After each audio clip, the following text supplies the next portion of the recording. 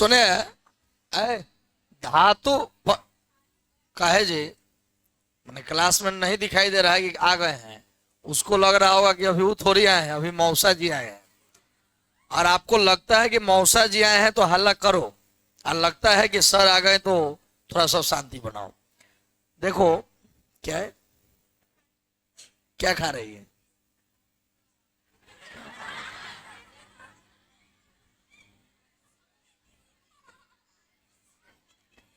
आज कुछ देख के अलवासन का हो ऐ एगो तो 9वीं क्लास अचानक कैंसिल हो गई, वो में टेस्ट हो गई और कल टाइम के दे नहीं है 12 बजे से एक्सिस बैंक से आयल तो 12 बजे कहने की 12 बजे आई हम तो 1.5 घंटा के काम रख ट्रस्ट के खाता खुलवा के रख 1.5 घंटा के काम रख तो हम बुझल कि 1.5 बजे हो जाए तो ये लहन एकदम एथी से 2:30 बजे लहन बेचारे 9वीं के बैच अभी शुरू कर जाते तो आगे लहन और वो घड़ी से 1.5 घंटा साइने साइने उन्हें करे में कागज करे में हो गई टाइम तो 9वीं के बैच में टेस्टे करे के पड़ल।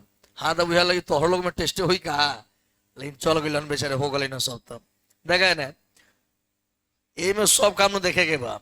अब ओमे का होला कि का करला लोग प्राइवेट टीचर जो रहेला वो दिन कोनो काम रहे तो लोग छुट्टी मार देला, हम नहीं लगे बाकी बाकी सब चली। अब देखो अगर हम बैंक में जाइए तो पूरा दिन भर बंद रही कि ना, तो हम बैंक में ना जाके सोचनी बैंक के बुला लेंगे, तो बैंक बोले नहीं है तो एगो बैच गए हम जेती तो दिन भर के बैच चल जाती, तो ऐसे हम ज्यादातर बैंक के बुला ले नहीं भाई बैंक आ जाए तो ठीक रही।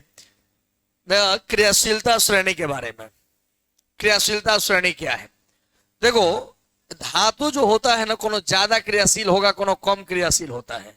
अब पोटेशियम की बात करोगे तो ये बड़ा पावरफुल है। पोटेशियम जो है ना वो मोस्ट पावरफुल में आता है, सबसे अधिक अगर हम बात करें तो पोटेशियम आता है। अगर हम बात कहें कि भाई ये सोडियम से अधिक क्रियाशील कौन है? पोटेशियम है।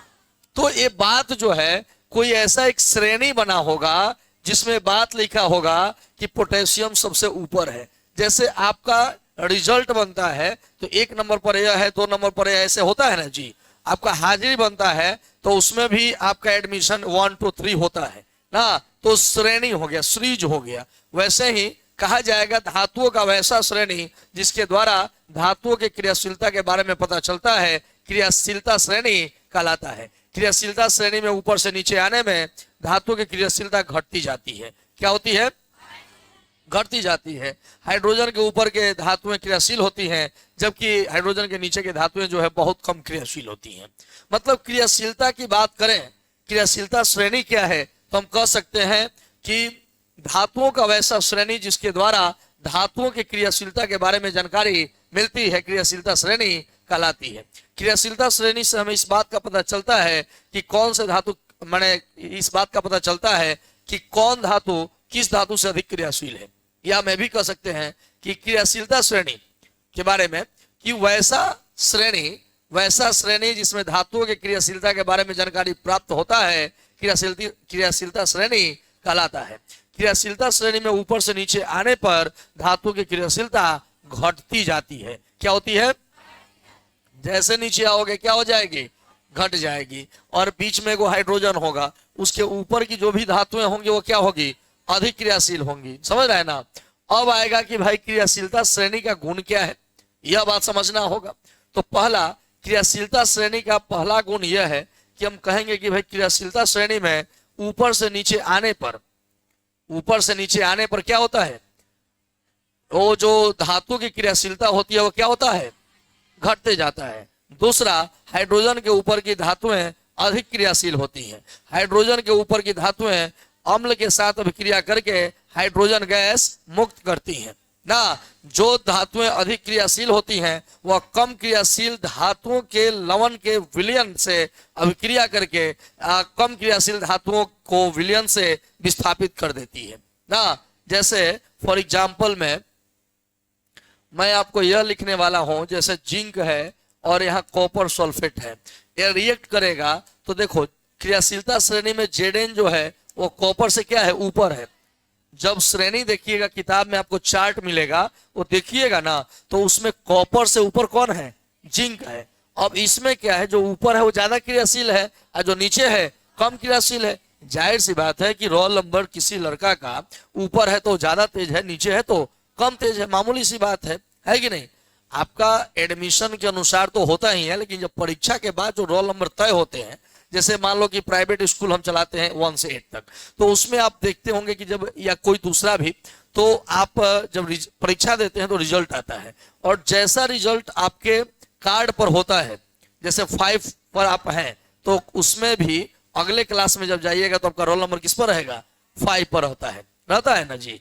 तो मतलब अगर एक लड़का 1 पर है, मान लो यूकेजी का आप रजिस्टर निकालते हो, ठीक है, और एक लड़का 1 पर है, मान लीजिए सोहन इसका नाम है, और एक लड़का रवि इसका नाम है, तो आप रजिस्टर देखकर क्या मालूम करोगे, सोहन का अंक जो है वह रवि से क्या था, एलकेजी के परीक्षा में सोहन का जो नंबर था वह रवि से क्या था, तब यूकेजी में 1 पर है और यह क्या है, 2 पर है। यह इसके तुलना में कुछ ज्यादा पावरफुल लग रहा है ना जी। उसी प्रकार अब मान लो कॉपर से ऊपर जिंक है, मतलब क्या है, जिंक ज्यादा क्रियाशील है और कॉपर कम क्रियाशील है। तो क्या होता है ना कि यहां पर हम देख पा रहे हैं कि यह जो है, हम जिंक का अभिक्रिया कॉपर के सल्फेट से करते हैं, हम इसके लवण से करते हैं, तो इसको यह हटा देगा, अब बनाएगा ZnSO4, Cu को क्या करेगा, अलग हटा देगा, विस्थापित कर दिया, जो कमजोर है उसको हटा दिया, अपने जगह पर बैठ गया। तो इस प्रकार से आपने कुछ ऐसा समझा।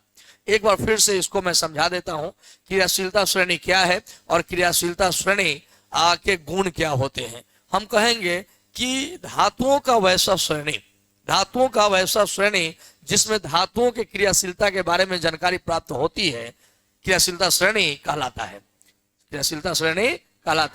क्रियाशीलता श्रेणी में ऊपर से नीचे आने पर धातुओं की क्रियाशीलता घटती जाती है। क्रियाशीलता श्रेणी की निम्नलिखित विशेषताएं इस प्रकार है। पहला, क्रियाशीलता श्रेणी में ऊपर से नीचे आने पर धातुओं की क्रियाशीलता घटती है। उसके बाद दूसरा कहेंगे कि हाइड्रोजन के ऊपर की जो धातुएं होती हैं वह अधिक क्रियाशील होती हैं। उसके बाद कहेंगे कि हाइड्रोजन के ऊपर की धातुएं अम्ल के साथ अभिक्रिया करके हाइड्रोजन गैस उत्पन्न करती हैं। उसके बाद पढ़ेंगे चौथा नंबर कि अधिक क्रियाशील धातु कम क्रियाशील धातु के लवण के विलयन के साथ अभिक्रिया करके कम क्रियाशील धातु को लवण के विलयन से अलग कर देता है ना, लवण के विलयन से क्या करता है, अलग। इस प्रकार आपने क्रियाशीलता श्रेणी भी समझा और क्रियाशीलता श्रेणी का गुण भी आपने समझा। और यह बात लिखने के बाद हम चलेंगे अधातु की तरफ। नहीं तो आप हेडिंग बनाइए क्रियाशीलता श्रेणी।